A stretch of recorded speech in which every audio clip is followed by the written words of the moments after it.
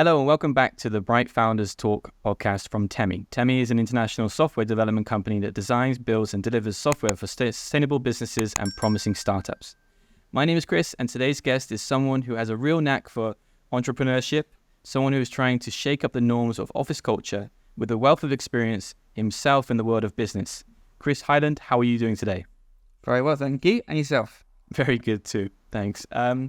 So to start off with, you're the co-founder of an extremely unique business, in my opinion, the Happiness Index, and we're going to dive into that a little bit later in more detail.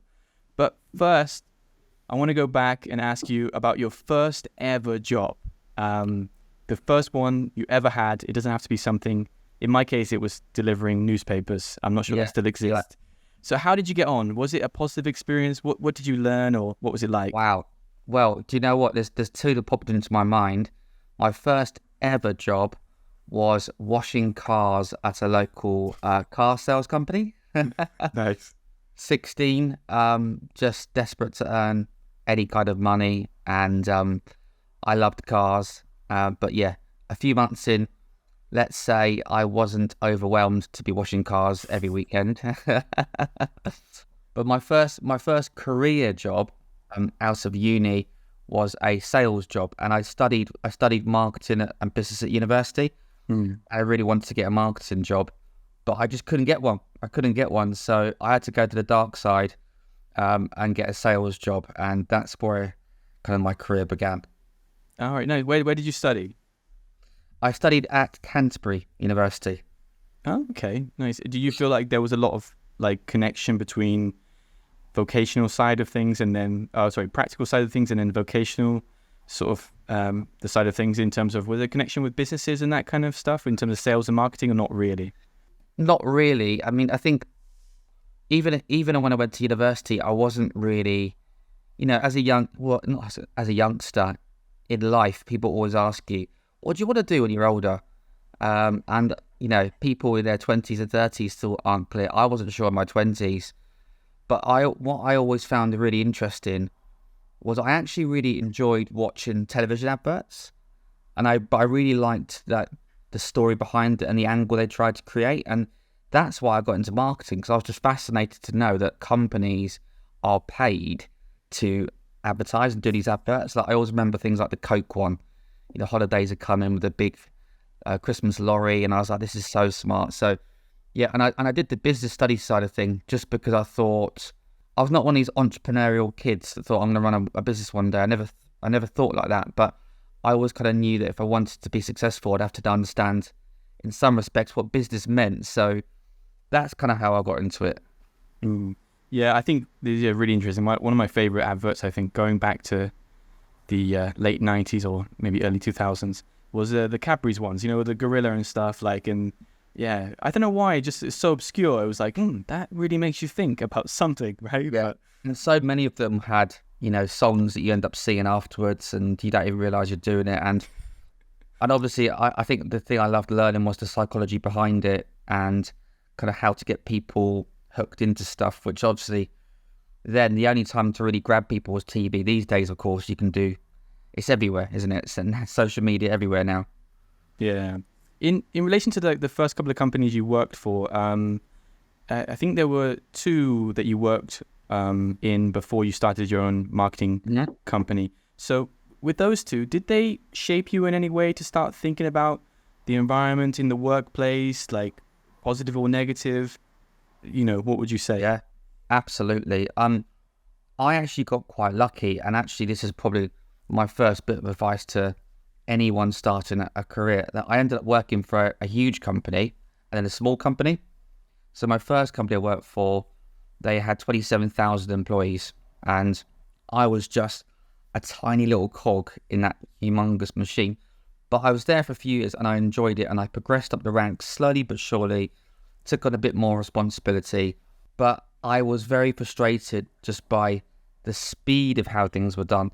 Like, it was a big corporate IT company. I remember red tape or... a lot of red tape. Once my manager told me that she's going to give me a promotion. It took 6 months to go through and get a pay rise. And I think that was like a 2,500 pay rise. And back then, to me, that was everything. I was like, every month I was waiting for it. And I think I enjoyed working there, but in the end, I did feel like in a very small part of a big company. So the next company I went to, I wanted to go to a smaller company, and it was 100 people, and it was one of the fastest growing companies in the country in London, financial services software company. And my God, I learned so much. I was there a year, but I learned more in that month being there than I did in 3 years in my previous company, because suddenly when you're one of 100, you have to be putting it in every single day, and you can't be carried. And I learned a lot more about the culture. It was literally high paced, very, very high paced. It was, fun in the day and fun at night, very boozy in the evenings as well. It was kind of like that classic old London culture. But I learned so much. And when I look back, I feel very, very fortunate that there was good parts of both of them. And I liked what some of the bigger companies did around having a bit more processes around stuff. But I also liked the entrepreneurial spirit of a small company, where it was more around just get on and do stuff and see how you get on. Whereas the big company, it was very much around, if you want to do anything, you need to get approval first, Yeah, I see what you mean. It's a bit more rigid, let's say, in a Absolutely. well-established company. And it's really interesting, because would you say then that for new graduates, people that are just leaving university, or maybe young professionals, they should necessarily go into a startup then to learn more, or does a big company have some benefits? Without doubt. It's funny, really, because if I look at some of the people who have worked for my companies for the last few years, the people that go into big companies first and then come into one of my smaller companies, they thrive being there. They love being there because they can't believe the freedom they have, and that we trust them, and we believe in them, like the simple basics. Whereas I have to flip around, when people join the startups straight away, that to them is a normal world, like all that stuff I mentioned, the freedom. And when they sometimes leave and they go to a bigger corporate company, they really struggle, because suddenly they realize that, that trust element of just getting things done in a smaller company, in a big company, is more things around risk. So I see it all the time. People leave to big companies, and within a year they've left. So a perfect scenario, I think, would be people to join a big company first, get that broader experience. And then usually when people want to kind of feel more, take on more responsibility and kind of influence the company, that's a good time to join a startup. That's what I would think. It's really interesting as well, because do you think British culture focuses more on avoiding risk than taking risk? It's something that I, from my personal experience, was taught to me, leave university, get a good job, and then you can buy a house, the standard story. And only recently, after leaving the UK, I've noticed that that's not the norm. That seems to be something I was taught myself. Yeah, that's interesting. I'm not sure how much it is UK, but yeah, I think these big companies, I don't want to come across as someone that's just slating the big companies, because I've learned so much, and some of our biggest customers are absolutely brilliant to work with. And what I've learned in the past is it's actually the people who you work with are the most important part of that. But in big companies, you definitely have to watch your back more, because sometimes people that climb that corporate ladder, there can be more of a blame game.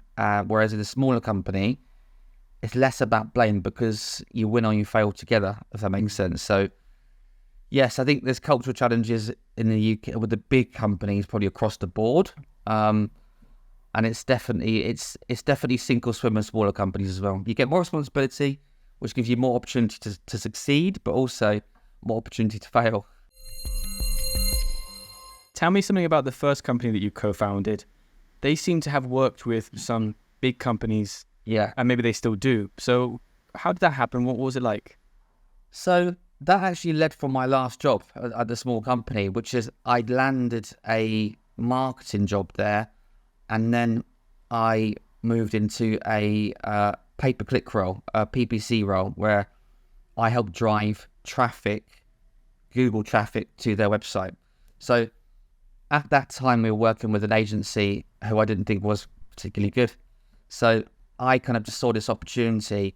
This was back in mid 2000s. So we started the first company in 2008, but this is still when Google was only becoming cool. Like everyone obviously knows Google now, but the thought, what the theory for us is really simple.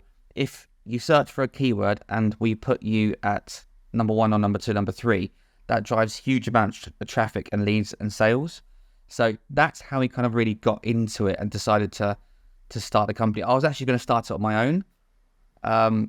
But then my friend from university contacted me, and he said he's thinking of starting his own agency as well. And we were like, okay, that is really weird. So then we met up and we agreed to do it together, basically, because we just thought, well, 2 heads are better than 1. There's more opportunity. So we were basically a digital marketing agency that focused on SEO and PPC.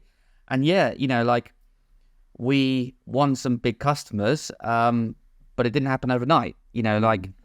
Our first ever customer was a pest control company, which in a funny way is still probably my favorite customer to this day. Must be really fun to advertise them, right? In terms of, there's a lot you can do with that. Do you know what? I never realized what a big industry it was until you get into it. And, until you have a problem at home or in the office and you search for things like there's rats in my kitchen or whatever.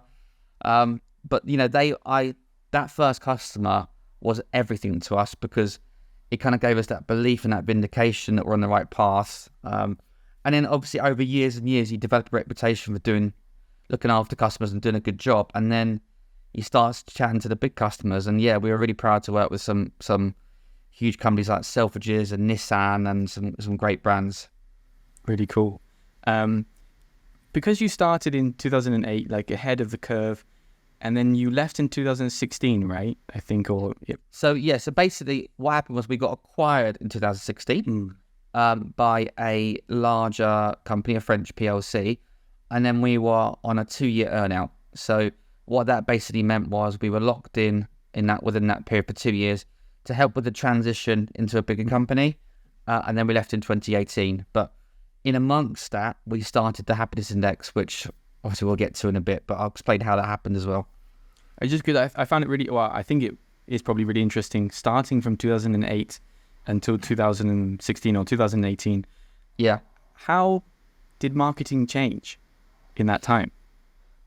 God, massively. So yeah, when we left, it was 10 years and 1 month, so just over 10 years. How it changed, oh God, I mean, the first few years, so this is the funny thing, or the crazy thing, people thought we were crazy. We started in the global recession. So, people are like, oh, you're absolutely mad. But number one, I think we were young and naive, which helped. We're going to do it anyway. But number 2, that was the time when a lot of these big companies were looking at their advertising spend. And, a classic one is billboard advertising. Companies spend tens of thousands on billboard advertising, and all they really got was the footfall of who walked past it. Where suddenly we came from a world where we could say, well, actually, we know what that person searched for, where they went to on your site, how long they were there for, what they searched for. People couldn't believe it. So for us at the start of the agency world, it was very much just educating customers on this is the new world and this is why it's so good for you. But towards the end of that, any successful business was doing some form of digital marketing and had a great website. So in the end, you had to focus more on why you were different, why, what were our USPs and stuff like that. So yeah, it certainly changed a lot in 10 years. Because I was wondering if the way it changed so quickly and being able to adapt, is the industry quite cutthroat? And does that affect the atmosphere in the office in terms of if someone's not being as flexible as you are, then it can be a little bit problematic in terms of we need to think about changing because the world is changing and so on. Yeah, so it's funny really, because when I reflect on our success, our number one success, if you ask any of the employees there, was our culture. So because we were young guys who started it, we were 26 when we started, we always talked about fun, having fun. So it was that work hard, play hard mentality. Like we were in at 8 o'clock every day and we'd never leave before 7. But we were pretty much down the pub with the employees every Friday and we'd always put it all on us. So, but I think back then it was a cutthroat industry. Like the big bad companies, who I won't name, it was, people will go into these companies and they'd be there for 6 months to a year and they get chewed up and feel disillusioned with the industry. And then they came to our company where we were kind of like, we were less about process at the time and more just kind of backing talent. Like if we think you're super smart and you understand search engine optimization, we back you to get in front of customers and help educate them and help take them on a journey. So yeah, without a doubt, our key USP was our culture, but interestingly, it was quite a young culture. So I think sometimes when we employed older people like me now, I think they struggled at times because it was quite an immature young culture, but it worked for what it was at the time, basically. So the time you spent down the pub, is that where the idea of the happiness index went from an idea to methodology, or how did that come about?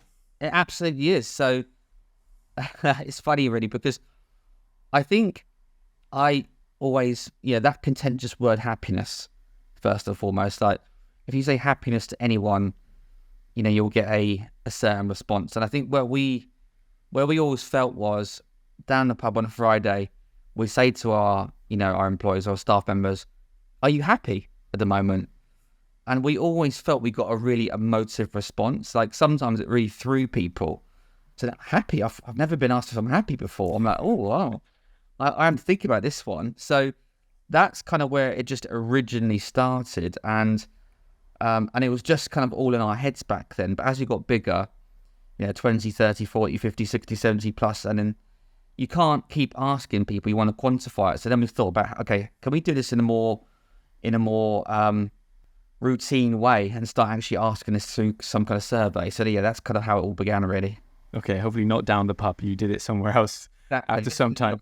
But it's really interesting because, like, I imagine, like you said, people maybe haven't thought about happiness before, like even just in their general life.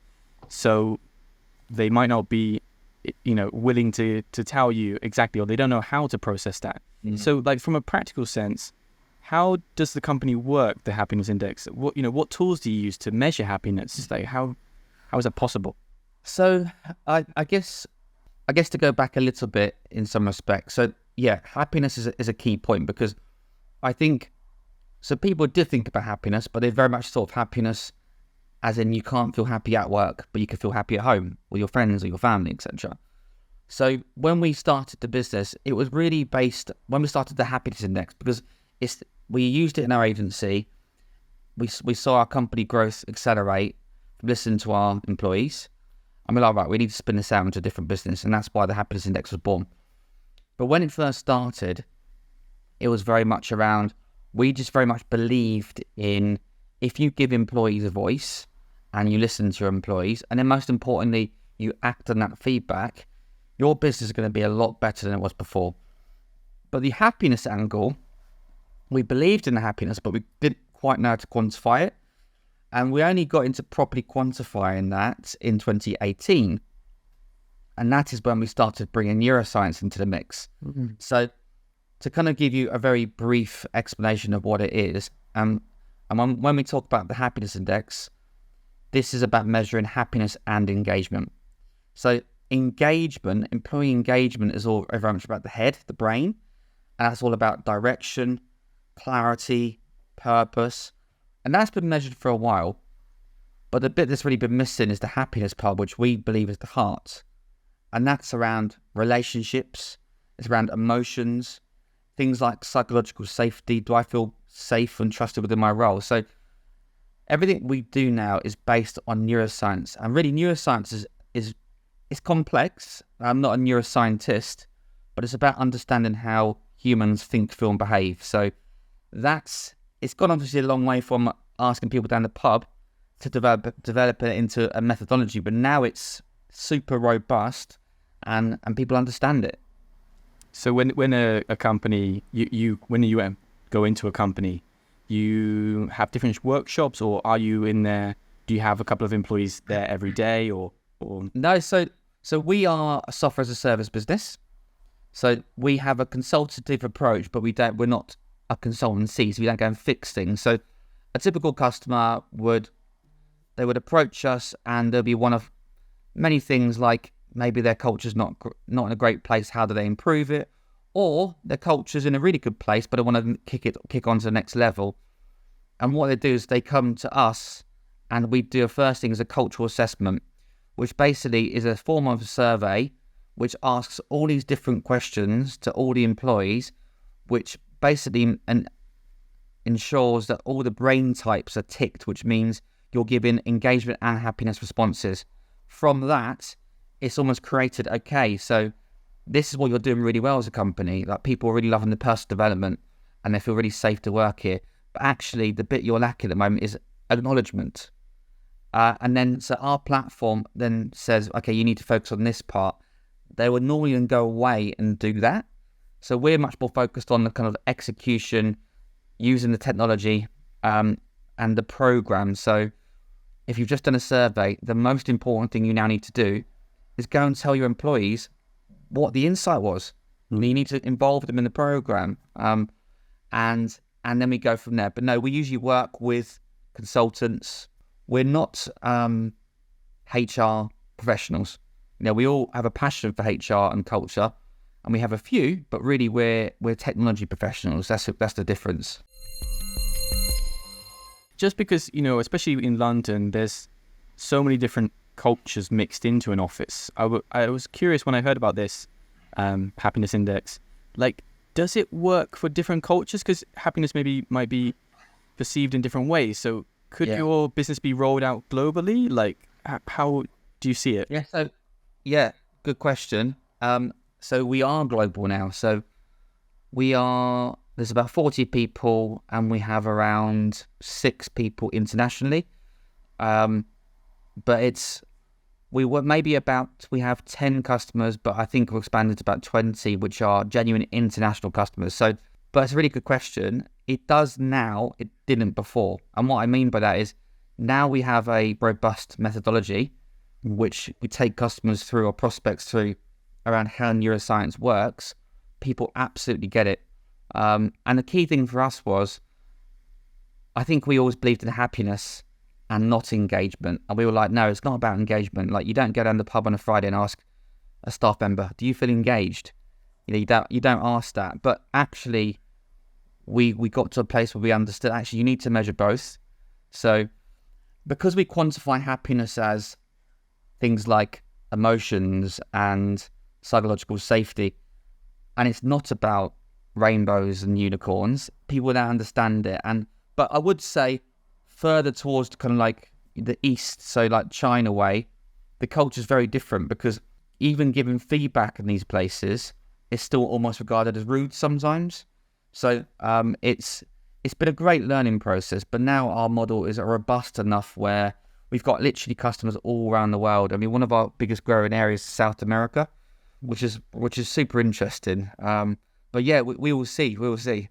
Yeah, that's really cool. Just because from my experience living in other countries, I have noticed that sometimes the communication can be a little bit tricky, especially when I lived in Japan. It was a bit more indirect. You had to kind of work your way around topics to get to the point.